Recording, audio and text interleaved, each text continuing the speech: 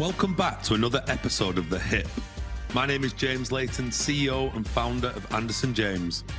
This is the podcast where every single week I bring you a leader from our sector to discuss some of the biggest challenges in UK housing today.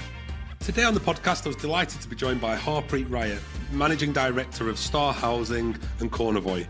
We talk at length about the journey that the business has been on and transformation, how they've leaned into their values and embraced them as a whole company. And we talk about ALMOs in 2024 and why some companies are going back in-house and why Star have decided to extend their contract by 10 years. I hope you enjoy this episode, and if you do, I'd ask that you like and subscribe. Harpreet, welcome to the podcast. Hi James, how you doing? I'm really good. I'm really looking forward to this. Sorry I had to cancel last time, so I'm glad we got it back in nice and early. Yeah, no problem at all. Yeah, I'm looking forward to it as well. Good. So as we always like to, exactly. As we always like to start, if you just don't mind by just giving us an introduction to yourself. Yeah, my name's Harpreet Rayet. I work for two organisations that are both owned by Shropshire Council. The first is an ALMO, which is Star Housing. The second is the local housing development company called Cornovii Developments. So I've been working with Shropshire Council now for when did the pandemic end? 2020. So yeah, since about 4 years actually, and it's been a really interesting time. But I've been working in property development and housing now for nearly 18 years. So it makes me feel old. You don't look it, so you've done all right. Yeah. And how did you get into the sector? Give us a bit of an overview of your background, because I know it's not traditional. It never is when I speak to people at your level. But I mean, how did you get into the sector? It's really interesting, actually. It's you fall into this by accident. I know so many people who've said to me, I went for this job and then I just ended up working in housing, and it bit me and I just carried on in that direction. So for myself, I graduated from university and I was down in London for about 2 years. I was working for Experian, actually, doing kind of data analysis, and it was really interesting. But I just couldn't afford to live down there like everybody else in their early 20s when they've left uni. Living in a house with 4 other people, having no money left for the weekend. And I applied for a role at Birmingham City Council because I'm from Wolverhampton. That's where all my family is, and my girlfriend was there, who's now my wife, on their graduate scheme. And that was as a result of SRB6, which was the regeneration programme they had within northwest Birmingham, so areas like Aston, Lascelles, Handsworth. And I got the role for the graduate scheme, but my initial role was going to be around performance data. But I turned up on the first day and I was told that one of the people who was about to start couldn't start. And is unlikely to be starting in the future. And they had this big development grant scheme where they were giving grants to businesses to do refurbishment work in Handsworth and around the Dudley Road area in Birmingham, if you know it at all. And they said, could I do it for 3 months? And I got involved, and it was really interesting. I didn't know anything about building regulations, CDM, or even planning permission at that point. And that's how I started. So I started by administrating and doing grant work, going out on site, inspecting work that's been done, making sure that the valuations were correct. And just like a lot of government programs, I don't like to use this phrase, but it's actually in the turn of the century. A lot of the expenditure was at the back end. So we had about £3 million worth of grant funding, and within the last 12 months we had to spend about 2.5 million. So there was a kind of rush to get that money out of the door, and a lot of the smaller businesses that we were working with weren't aware of all the statutory requirements in relation to grant funding conditions. And because I come from a background of shopkeepers, my mum owned shops, my auntie owned shop, all of that, I kind of spoke their language. I kind of got how they ran their businesses, and how to explain, this is what you actually need if you're going to access the cash. The council just can't give you £50,000. We need this in place. Of course. Just work together to get there. And that's how it started. And then from there, I moved over to Sandwell Council to work on their housing market renewal programme. I then went over to Stoke to help them there. And then I did that for about 5 or 6 years and really got into the kind of the property development side of things and CPO work and kind of environmental health during that period. And then I got a job at an RP, Aspire Housing, where I spent 2.5 years, which I really enjoyed as a contracts manager, and really got my head around the kind of asset management side of things in particular, compliance, investment. And then I had an opportunity to join a smaller housing association called Stafford and Rural Homes in Stafford, and that was really good for me because it was a stock transfer. Been going for about 5 years, had done a bit of transformation work, and they're really keen to start building homes. And they'd done a little bit of development, but I was able to go in there at a development manager level, and slowly I got promoted up the organisation until I became assistant director. And the big thing for me was because it was a small organisation, was the level of kind of exposure you get. So I had exposure from everything from development, funding, through to kind of the community engagement side of things, asset management, strategic asset management, repairs, all of those things, governance. Amazing. And and having that depth of experience and bandwidth of experience just helped me with my future kind of career ambitions when I joined Shropshire Council. So it was a really interesting journey for me, but I always go back, the foundation for my career was always working in Birmingham City Council and doing those initial grants schemes, because that taught me so much about property development. Crazy, isn't it? And how people fall into it. Honestly, always an interesting story understanding. But and just talk to, just for the, I mean, obviously I know the organisation really well, but just for the benefit of the listeners, just give us a bit of an overview now of Star as it sits there today, just so they get an understanding of kind of the size and scale of the business. Yeah, so Star Housing has been going for about 11 years now. It's an arm's length management organisation. So the background to this is Shropshire Council became a unitary council in 2009 of 5 district councils. The only ones that had retained housing stock was Oswestry and Bridgnorth districts, and they had about 4,000 homes between them. That was then taken into an arm's length management organisation around 2013. And at that time, Shropshire Council were looking to move a lot of the different service areas into smaller companies, and we were one of those. So we've got a strange geographical mix in terms of 2 unique areas within Shropshire. It's about 30 to 40 miles between Bridgnorth and Oswestry, so it's not a tight geographical area either. And there's been a real focus on, from my side, around kind of frontline services and managing the stock in a kind of effective and sustainable way up until I joined the organisation. But it's been really interesting because what you've got is that you've got a really affluent rural area in Bridgnorth, and it's got some really nice village hamlets. And Oswestry, you've got a town on the Welsh border. It's had difficult times, but it's also really nice and very rural. And you've got some really good quality homes in both areas, but you've also got 2 unique communities. One's more tied to the West Midlands, the other community is a lot more kind of focused around Wales. Right. And so, I've got so many questions, but you touched on this a little bit, but I just wanted to mention it. This is your first number one gig, if you will, chief exec, managing director type level role. And you've touched on this a little bit about getting loads of exposure, but what's been really important for you to get to that level about the experience you've needed to have? And I suppose now you are doing the role, what have you learned since taking the role on that, you've needed to upskill that you weren't expecting? Because development's a really interesting path into this, but clearly until you got that exposure to all these different things when you got there, you'd have just had one skill set. But how hard is it and how much different is it to be in a number one role, would you say? It's really interesting for me because when I joined Shropshire Council, I didn't have the Star Housing role.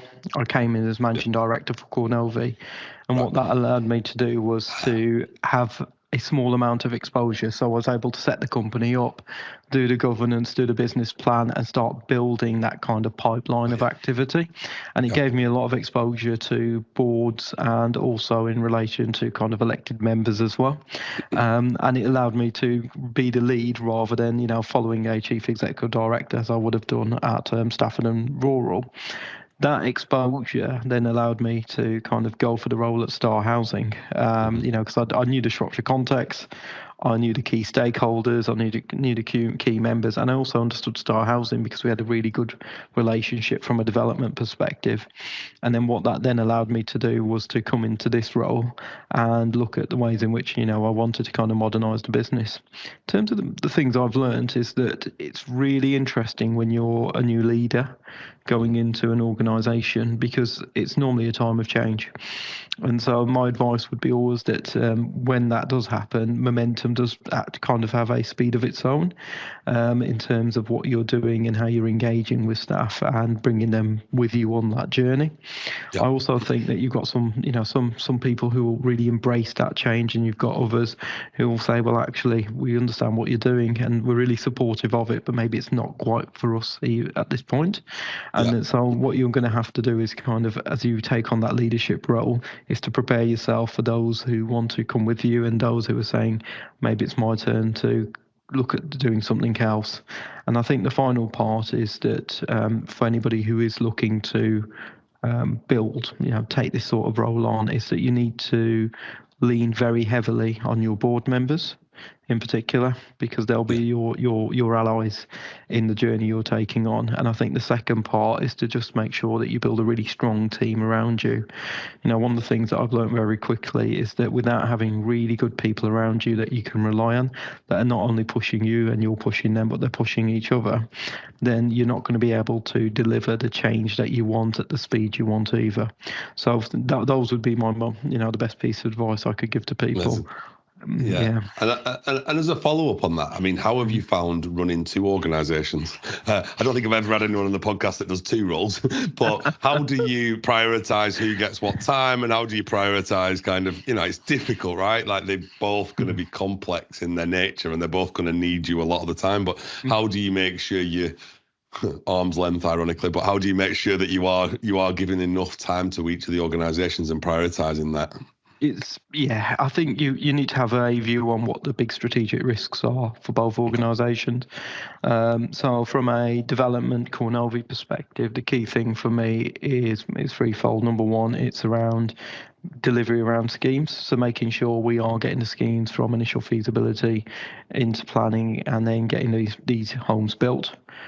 Because if we don't have a strong pipeline of activity, in essence, we can't access cash to pay our staff. It's all released at key points during that process. The second is cash flow. So, making sure that I sit down with my finance team on a weekly basis to understand what we're paying out, what's coming in, making sure that we're not in a position where we're breaching our kind of golden rules or there's a liquidation potential issue for us, a real pressure around cash flow. And I think the third thing as well is that any company that's owned by a local authority or is doing development work, partnerships is key. So making myself available to key partners, whether that's board members, whether that's councils, whether it's our developer partners that are working with us to bring us schemes to move forward. Within the STAR context, it's a very similar thing. So what are the key kind of risks for us at the moment?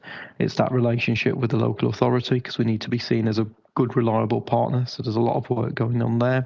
It's making sure that we can deliver our balanced budget. So there's a lot of focus on budgets and finance. And the final part for me is the kind of regulatory framework we're working within. So making sure we're not exposing ourselves to any risk around a home standard and so on and so forth. So I always have a tendency to look at what are the big strategic risks affecting that organisation at that time. And these risks do change, and they will always change, unfortunately. And it's just making sure that you can do a bit of horizon scanning to capture something before it, snowballs into a really big issue for you. What I would say is about the two roles, the biggest challenge is the number of meetings, because you've got two boards. You've got two boards, you've got two oversight boards from the council, and then you've got a number of subcommittees. So within a 13-week cycle, you could have 8-9 meetings all around kind of governance. Wow.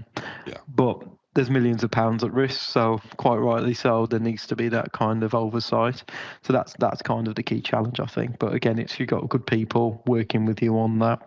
These things have a tendency to build a bit of momentum and run themselves. Yeah, no, it's a great answer, and I think it's good insight as well around making sure you're understanding where the burning platforms are, because clearly they change all the time, don't they? But how do you? I don't normally ask this, but I'm really interested to understand, given how busy you are as an individual, how do you make sure you prioritise yourself in these situations, and how do you make sure you get a bit of a work-life balance? Because that's a lot of juggling of time and responsibilities. Yeah, again, it's one of those things where the honest answer is that you're going to have to give and take. There's times where, when I first took on the star role and I was doing the CDL work during the first 6 to 12 months, I was working 7 days a week, sometimes 12 hours during that period, and you're also thinking about work quite a lot as well. But what you need to know is that actually, if you can put the structures in place, have the right staff around you, put the building blocks in place for both organisation, then and start delegating and having a better oversight role, then the hard work you've put in will just pay for itself. So it's not, I don't want to put anybody off to say that you're going to have to work like Elon Musk or anything for the rest of your life. That's not what happens. But you do have to make that firm commitment that it's going to take a little while to do this. The big thing for me is that I will make time for my family for at least a few hours every night when I'm at home.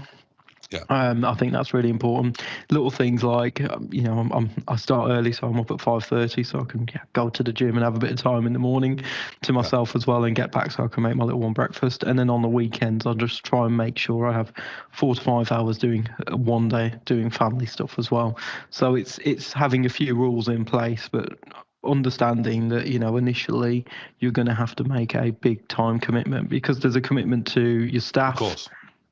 Your customers, your board members, and your stakeholders, and that's what they would expect to make sure the business is running the right way. Of course. And I think the thing that people don't talk about, and the silent part of this, is the thoughts. They don't leave you. Me as a leader with a really small business, I mean, you doing 2 roles, it's the thinking time, constantly thinking about problems, issues, and it's really difficult sometimes to feel present in the moment with like family and all that kind of stuff. It's really important that you've got to try and find time to switch off as well, isn't it? Really important. I would completely agree with James here. And I know we talked about this off camera a little bit, but when I started in the sector, so that had been, I don't know, mid-2000s, maybe like end of the 2000s, there was loads of ALMOs. I mean, like literally like everyone, it was like the rage in the 2000s was like everyone was doing ALMOs and everyone was setting them up. And there's a lot now that you see that are going back in-house. And why does that happen, do you think, given that you work with one, and why? And what do you think the reason is that companies have decided to take stock back in? Because it feels counterintuitive sometimes, but is there a benefit of that, or what do you think the reason that's happening is? I think you need to go back to why ALMOs were set up. If you wanted to get a hold of the Decent Homes cash, when the Labour government came in, I think it was 2001 from memory, you either had to do a stock transfer or you had to do an ALMO. Otherwise, you couldn't get the cash in. So once the Decent Homes catch-up work had been completed, and most of that work had been completed about 2010, 2012, then all of a sudden councils were looking at, well, we've lost control of our housing stock to a certain extent, or that work's now complete. Let's bring it back in-house so we can now, undertake those services for our residents. And that's what you've seen. So I think in like 2012, there's about 70, 80 ALMOs. We're down to about 17, I think, now. So I think the first driver as to why they were set up, and it's always the way, it's money.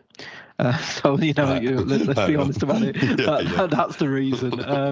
I think in terms of bringing them back in-house, I think there's a perception around control. So if the council have control over the ALMO in-house, that they are able to have more control because it goes through their own governance structure rather than having a board and what could be perceived as a competing board within the ALMO.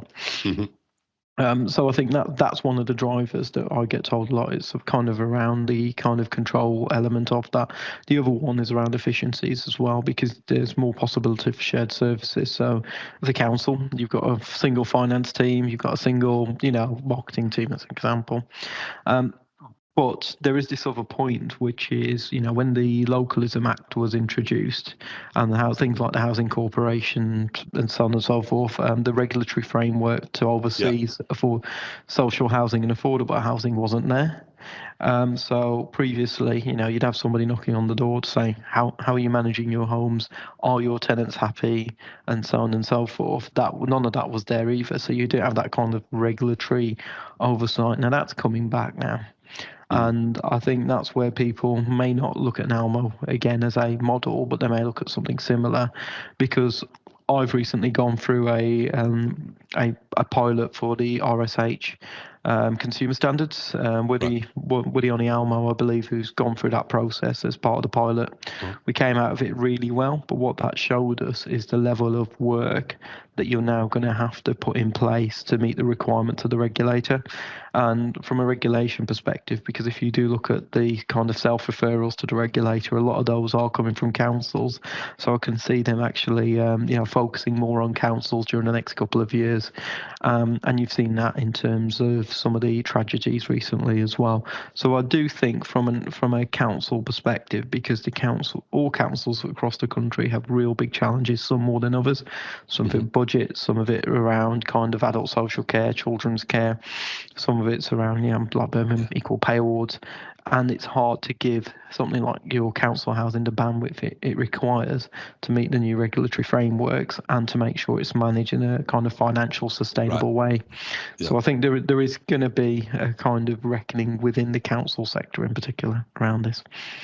Yeah, do you think it gets lost? Because I always felt like that it gave a more, to put it in an ALMO, give it more focus, more desire, more passion. And my worry is when we go back into councils, sometimes it can be just one of the many things and one of the many services, like you said. But does that put the customer at the heart of what we do? I don't know. I mean, maybe it does, maybe it doesn't. I think the tenant satisfaction measures have shown that the ALMO model is more successful than the council model, from recent survey results. Whether that's anomaly, I don't know, but that's from the first year in terms of collating that information. But the councils do so much, and you're never going to give something the same focus as if you're a standalone organisation just focusing on this. And I think that's the natural conclusion, but there is an element of giving up control to do that, and I think that's the careful balancing act, really, and then making that relationship work, which is a challenge in itself sometimes. Yeah, no, definitely. And you've obviously done a good job at that, because you got your contract extended at Star for 10 years, is that right, last year? That's right, yeah, James. So what made you unique in this situation then? Because clearly you've done something different that made them feel that it was worthwhile keeping it as an ALMO. I was not involved. It was the previous managing director, who was able to negotiate that for us. There was an independent report by Campbell to Cal, but I think the main thing for the council was that they were given a kind of level of assurance from Campbell to Cal that Star was doing a good job when kind of compared with its peers. And also the council was going through a time of change as well. Then we'd recently had the floods, COVID, a new chief executive. So I think there was a kind of a good something really good here. We've got a lot of different activity. Let's extend the management agreement and see how they got on. The management agreement, great, 10 years is fantastic, but we're not under any illusion, because under the regulations, what the council can do is say, actually, we're not happy. Forget your management agreement. We're just bringing you back in-house, but we're keeping the services as they are, which they are able to do. So there's always a constant kind of pressure. Pressure not the right word. I think there's a constant push to make sure you're demonstrating you're doing a really good job. Is that good for you, though, as a leader? Because you're kind of always under a little bit of pressure to kind of make sure it keeps moving in the right direction, because you've always got that ability for them to bring it back. Yeah, I think so. I think if there's something in the background saying to you, if you're not doing what you need to be doing, or you're not showing improvements, or you're not showing innovation, then what that will mean is that potentially what you've worked on for so long may not be there for you again in the future. And I think, just like in the commercial world, if you're not making a profit, your shareholders or somebody will turn around and say, actually, it's time for you to move on. We're going to bring somebody else in. That's the example I use here. It's just the normal. It's just normal. And that's what kind of, I like to work within that type of framework. Yeah, and I wanted to just make a nod to Cornovii in this situation as well. Can you just tell us a little bit about why that was set up, and I suppose also kind of like what the aspiration is like? I mean, blue sky thinking, what would you like to achieve as a business? Because it's really interesting, and I love watching your developments and watching you on LinkedIn talk about them. But for the listeners, just give us an overview of why that was formed and what the aspiration is moving forward. Yeah, so I came in after the company had been formed. It had been formed for a few months. So the council originally set up the company to meet unmet housing demand within Shropshire. So a lot of developers building larger family homes. Mm-hmm.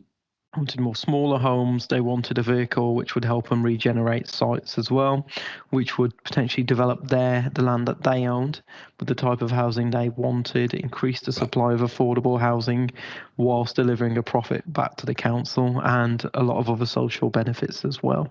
Mm-hmm. And that was a kind of agreed vision when I came in, that I agreed with the local authority. Where I've been really lucky is they've supported us in terms of finances and expertise. So what that means from a kind of practical perspective is that we're delivering schemes that others wouldn't do within the market. So a classic example now is that we're doing 32 custom build homes, which the council have been trying to build for like 10 years or something like that. So we're moving those forward now for them. We're moving forward large, some regeneration sites where we've secured external funding, and those wouldn't move forward without the council and Cornovii and some of the kind of bodies that would give us funding for things like land remediation or brownfield funding, as an example. But what it also does, it allows the council to trade for profit, because under the Localism Act, unless you've got a company set up, you can't do that either. So, the government likes to get its corporation tax, and quite rightly so. So that's allowed us to kind of do other things within the sector. So from my perspective, Cornovii is doing a lot of different really good things. So we've only worked with local Shropshire-based contractors on our developments to date.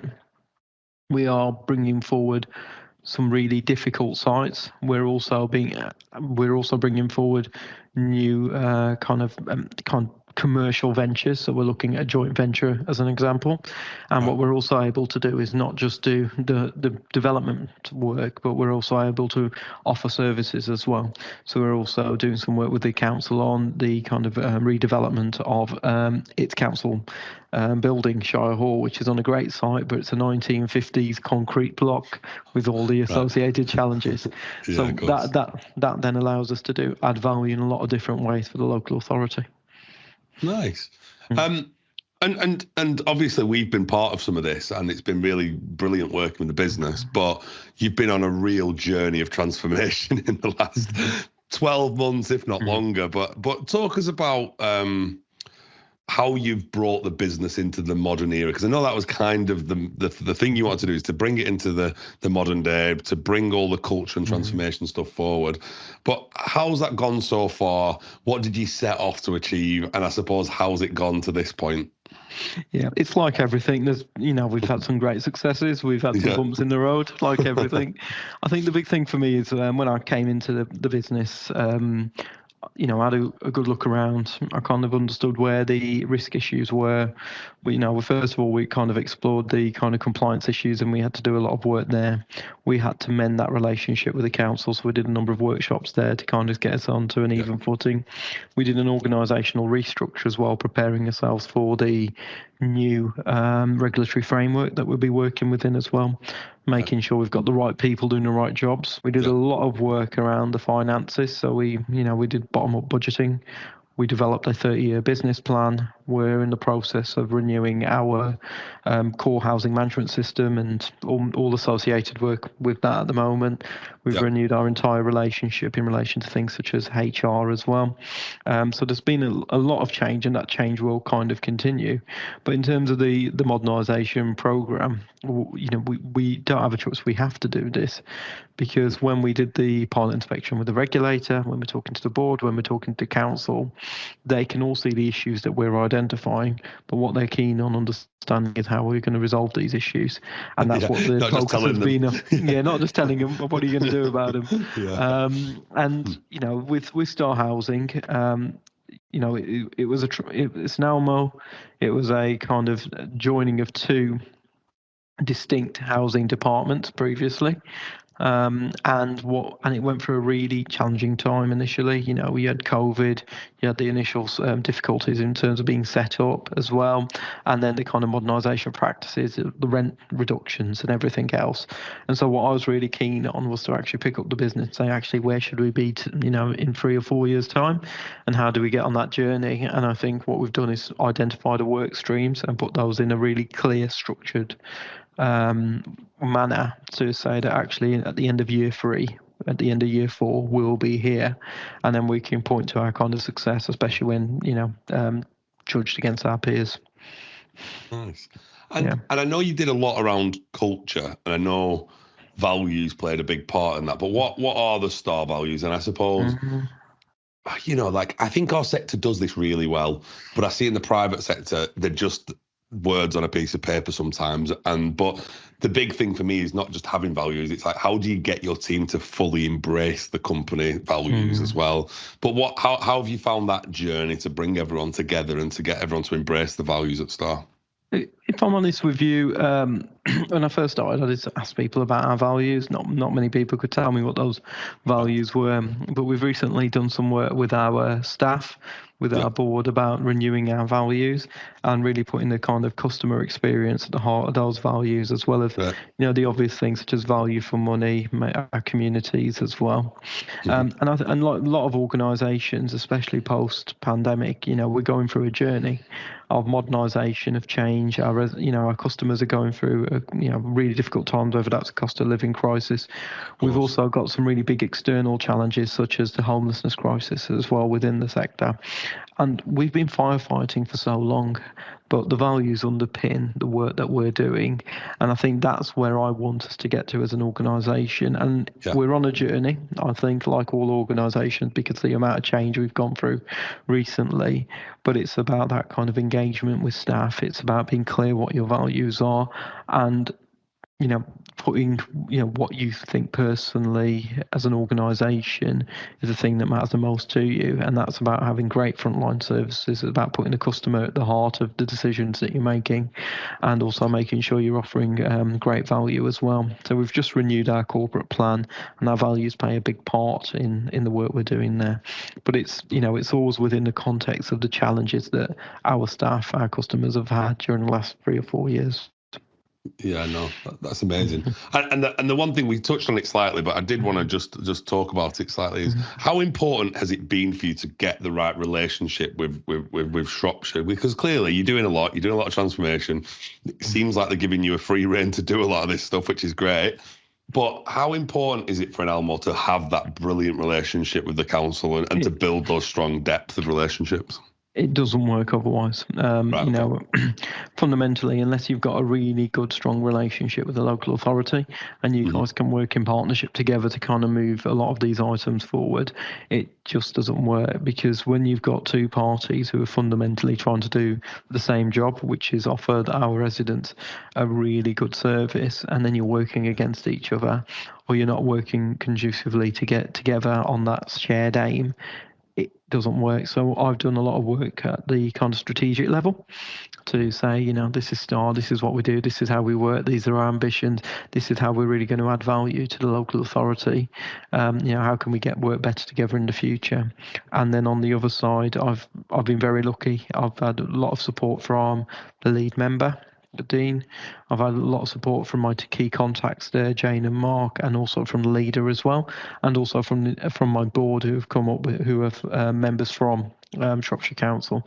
So strategically, we're all aligned. We know what we need to do, and we're kind of pushing on together. Operationally, and quite rightly so, there's always some bumps in the road. But if you're trying to do things together, there's going to be frustrations, there's going to be victories, there's going to be times where you think, well, actually, can we do this better, or how have we got to this place? But that's the right thing to do, because ultimately it shows progress, and that's what you want. What you don't want is a situation where the two parties operationally are engaging with each other, because what that will mean is that maybe it may not work as well as it should do, or you just don't deliver those type of services. But that strategic relationship is really, really important. Yeah, and you mentioned board a lot, and I want to get your view on this because you've not necessarily been around this world all of your career, which is good. So you must have quite a modern view on this, but it's become increasingly more important to get more skills on boards and making the boards more complementary. How have you found making sure you have the right people around you at board? Because all the different changes, the white papers coming out, new regulations, building. There's so much more now, and it's so complex to be a leader in this new marketplace. How important has it been for you to build the right blocks around you in terms of making sure you have the right skills? Yeah, completely agree with that. I think the board's a really interesting example because for me, there's a number of skills you need on the board. The core skills for me are your technical skills, whether that's asset management, whether that's housing management, whether that's finance, whatever that might be. The second part is a kind of lived experience. And I think that's where the tenant voice is so important. That customer voice of saying, well, actually, you might be saying this, but this is my experience of living and having services from your organisation, and this is what works and this is what doesn't work. And then there's the kind of political side of things as well, because you need to make sure you're always horizon scanning about what might come in the future. And I think there's been a lot of focus on one or two of those areas, potentially not all three together. And what I'm really mindful of is if you want a board that's basically got the organisation's back and your back as well, if you've got those complementary skills where people are able to talk in an open forum, bring different knowledges and experiences to that forum, it really works. And our board, we've got a really strong board. We are renewing it currently, looking at the skills we've got and what may need to change in the future to best position ourselves. But I think it's really important as a leader that you're working with your chair, always looking around who's around the table with you when you're making key decisions and making sure that it's not focused in one way or another. Instead, it's about having as wide a range of views as possible before you make those big decisions. Yeah, agree. And there's a lot been said about the skills piece, and also having diversity on boards now is so important. I mean, because it's got to be representative, and I think it's so important, but also very difficult to find diversity of skills and also other stuff. But in terms of, as we've just said, I don't think you've entered the sector. You must have entered the sector at the hardest time I can remember in my career to be a leader in this sector at the moment. There's so much challenge. Like, customers are under cost of living crisis problems, building safety. There's a lot to take on. Plus, you're adding development to your arc of things. What tips would you have for future leaders? I'm really worried about the sector, about how much talent is coming through that wants to even entertain a role at your level, let alone whether they've got the skills to do it. Because it doesn't look that pretty from the outside looking in, I'm sure, because of all the challenges and the press and the media. But what tips would you have for someone that is considering going to the number one job? And what are some of the things that they should get themselves ready for? Yeah, it's a really good question because I, from my own experience, I kind of fell into the Cornovii role. It was a really interesting opportunity. I was interested in joining, and I got into it. And then when you get there, you're like, oh, I wish I knew this beforehand. And it's the same bit with Star as well. I think the big tips for me is just make sure that firstly, you get a breadth of knowledge and exposure to all parts of the business. I think that's really important. You're never going to be an expert in everything, and nor should you be. But what you can do is get an idea and then surround yourself with really good, talented people. If you can do that, that's the first thing. I think the second thing would be around, that resilience piece, which is you're going to have ups and downs. It's not going to be, it's never going to be easy. You're never going to have 2 days the same. And the manner in which you need to be able to turn your knowledge from one subject to another really complicated subject can be a bit of a challenge. So you need that kind of resilience piece as well. I think the third thing is give it a go. Like everything, you can make something a massive success, or you can crash and burn. But take it from me, if you fail at something, you learn a lot more than if it's everything you do is a massive success. So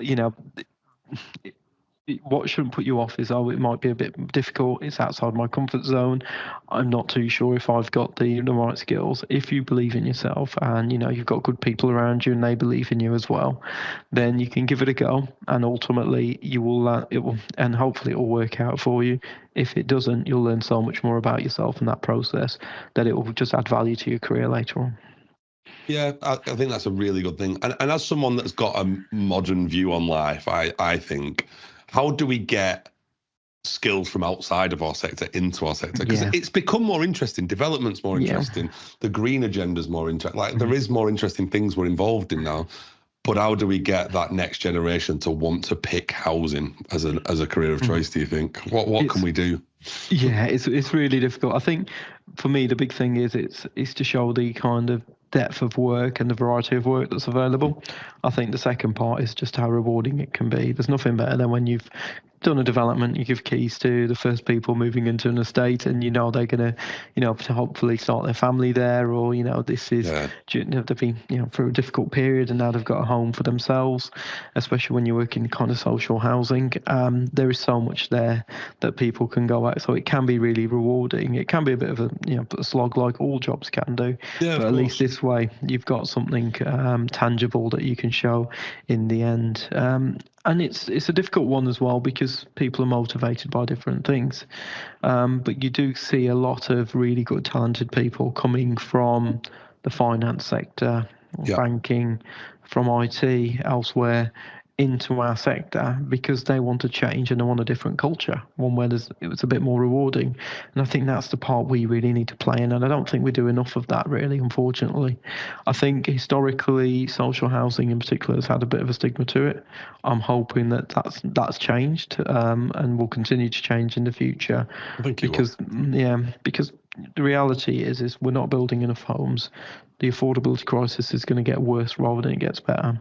And the idea that everybody can own their own home in the future is going to be really difficult because we're not building enough, and it's becoming more and more expensive. So we are going back to a place where there's going to be a lot more mixed tenure communities, which is only a good thing, and hopefully that will help with some of the stigma that we've had historically within the sector. Yeah, do you think, just on the new build stuff, do you think there'll be a change of government, or even if we say, do you think there's going to be a focus on development or not? Where do we think it'll end up? Because lots of talk of we're going to do 300,000, we're not, we're taking it out of our plan, we're putting it back in. What do you think will happen? Because we're going to have to put some focus behind it at some point. Yeah, well, from my perspective, it's we've not built enough homes historically. The track record for the last 16 years is very consistent. We don't build enough. We don't build the right type of homes and where we need them either. We need to do something because the housing crisis is getting a lot worse and it will get better. But it's going to cost a lot of money. There's some major reforms that are required, whether that's to do with land and the value of land. In Germany, they cap it, I think, 10 times worth for agricultural, where here, I didn't know that. Yeah, where here it's about 1,000 times more. And the rest, if you get, go from agriculture to residential, there's a lot of kind of investment around the release of land. I think as well, because of the kind of affordability crisis that we're going through, I think there will be a focus on more mixed communities moving forward as well. You've seen it within the Labour Party currently, their real focus on increasing supply and, reforming the planning system. These things that will not happen overnight. It'll take years.